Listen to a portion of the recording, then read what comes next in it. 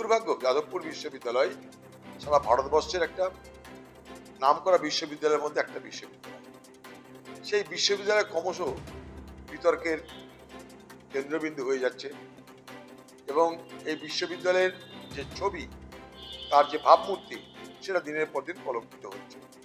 পশ্চিমবঙ্গ মানেই এখানে কলঙ্ক, পশ্চিমবঙ্গ মানে দুর্নীতি, পশ্চিমবঙ্গ মানে অনাচার, দুরাচার, এগুলো দেখতে হচ্ছে আমাদের।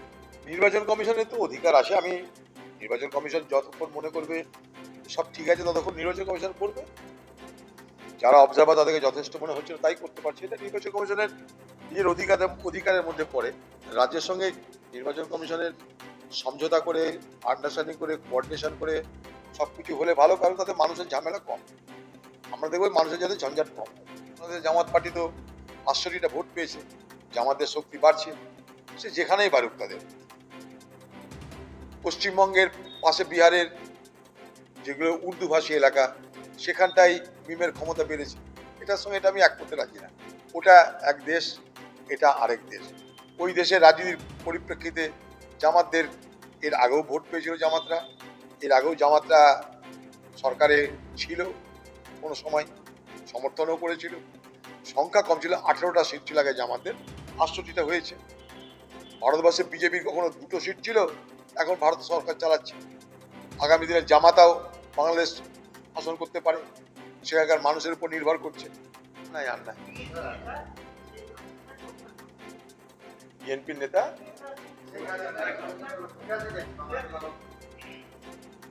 ভালো কথা, তারা যদি ফেরাতে পারে, তাদের দেশের ব্যাপার এটা।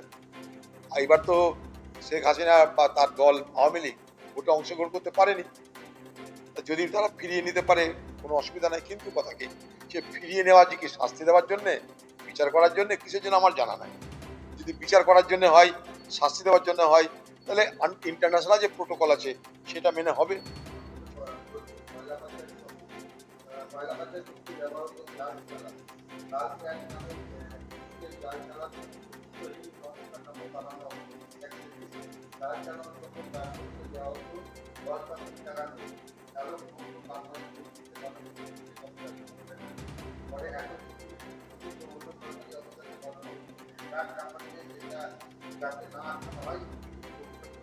সবাই জানে, এটার পুরনো খবর, এগুলো এসব খবর ঠোঙা হয়ে গেছে এখন। এই তো গোটা তৃণমূল পার্টিতে এই করে কয়লা লুট করেছে, বড় বড় মাথারা জড়িয়ে আছে, তারা এত টাকা লুট করেছে, সেই টাকা লুট করে পালাতে গিয়ে তারা প্রশান্ত মহাসাগরের দ্বীপে বসবাস করছে। আর তৃণমূলে যারা নেতা, তারা সবাই জানে এগুলো। সর্বোপরি আমাদের খোকাবাবু খুব ভালো করে জানে তৃণমূলের দালাল, এরা তৃণমূলের দালালি করেছে, নিজেদের ক্যারিয়ার নষ্ট হবে আগামী দিনে। ভোটের সময় নির্বাচন কমিশনের তো অধিকার থাকে, ক্ষমতা থাকে, দালালি করতে করতে সময় কাল সব ভুলে যাচ্ছে, তো কি করে যাবে। দালালের লড়াই ভর্তি চারিদিক। দিদি একটা পুরস্কার চালু করুন, দালাল স্ত্রী। পশ্চিমবঙ্গের তৃণমূল একটা পুরস্কার চালু করুক, দালাল স্ত্রী। সরকারে কে কত বড় দালালি করতে পারে তার একটা প্রতিযোগিতা হোক। দেখুন, আমাদের দাবি কি? আমাদের দাবি একটাই, প্রত্যেকটা মানুষ নিরাপদে, নির্বিঘ্নে, নিশ্চিন্তে ভোট দিতে পারে। সে 1 দফা হোক, 10 দফা হোক, দফা রফা হোক, আমাদের দেখার কোনো দরকার নেই। আমরা যেটা নিয়ে কনসার্ন, বাংলার প্রত্যেকটা ভোটার, বৈধ ভোটার, তারা যেন প্রত্যেকে নিরাপদে, নিশ্চিন্তে, নির্বিঘ্নে ভোট দিতে পারে। ভোটটা যেন একটা উৎসব হয়। বাংলায় ভোটের দিন সন্ত্রাস, ভোটের বাজারে সন্ত্রাস, ভোটের আগে সন্ত্রাস, ভোটের পরে সন্ত্রাস, সেইটা কখনো বাংলায় আমাদের জন্য কাম্য নয়। তার জন্য 1 দফা কেন, 10 দফা, 20 দফা, 500 দফা করতে পারে, আমাদের কোনো আপত্তি নাই, প্রোভাইডেড ভোট নিরাপদ হবে, মানুষ ফ্রি অ্যান্ড ফেয়ার ইলেকশন করতে পারে। যদি এই শিক্ষকরা 5টা বিধানসভাতেও ভোট এদিক ওদিক করতে পারতো, তাহলে দিদি এতক্ষণ দিয়ে দিত।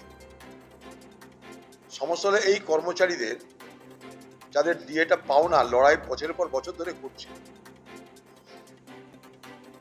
আজকে তাদেরকে পশ্চিমবঙ্গের তৃণমূল সরকারের নিষ্ঠুরতার কারণে তাদের নিজেদের অধিকার থেকে বঞ্চিত করা হচ্ছে। দিদি এটা করছে এই কারণেই, দিদি জানে এই কটা কর্মচারী পশ্চিমবঙ্গের কোটি কোটি মানুষের মধ্যে কোথায় আর থাকবে, কি আর করবে। ভোটে তো এদেরকে আমাকে হারানোর ক্ষমতা নেই, ভোটের ভাগ্য নির্ধারণ করার ক্ষমতা নেই এই কর্মচারীদের, তাই তারা মায়ের ভোগে যাক, কোনো অসুবিধা নেই। কিন্তু এই কর্মচারীদের এতদিনের যে লড়াই, এই লড়াইকে সম্মান জানিয়ে বলতে চাই যে এই লড়াইয়ে আপনারা জিতছেন এবং জিতবেন। বলে না গাধা জল খায় গুলিয়ে, এই সরকারকেও টাকা দিতে হবে।